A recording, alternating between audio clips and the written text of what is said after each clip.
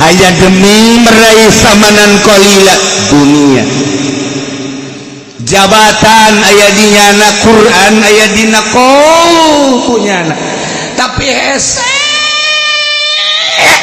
nerapkeunana hanya demi samanan qalila, boro-boro nerapkeun keseluruhan fikih, datang ke urusan jilbab bae kurang kumaha di DPR, lu pinter lu talar Quran dek nerapkeun eta bae ge masyaallah puasa jasa hanya untuk samanan qalila sampai saiki dereng anak keputusan.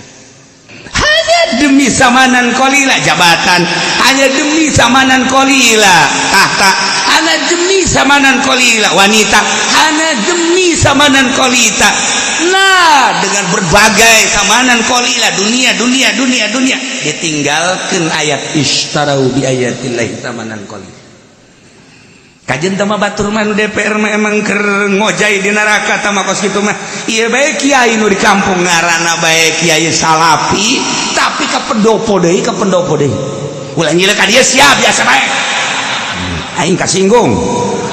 Biasa bae. Hanya samanan qalil. Ayat digantikeun ka duit 1 juta, 2 juta, 10 juta. Naik ke panggung hanya untuk samanan qalila. Ishtarau bi ayatillahi samanan qalila. Engke kumaha di akhirat mah? Tah ieu karakter kafir seperti itu. Kafir mah jelas kos kitu ishtarau bi ayatillahi samanan qalila.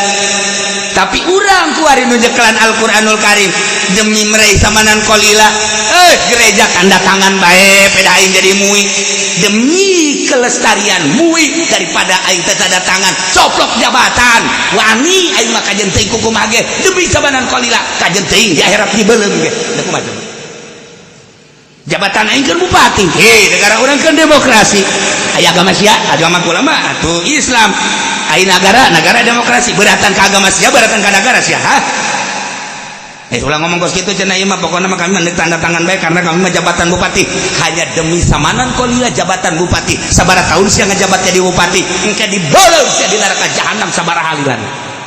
Ishtarau bi ayatillahi samanan qalila kafir bae jelas tapi babatok sia tuh pakai babatok we pantutung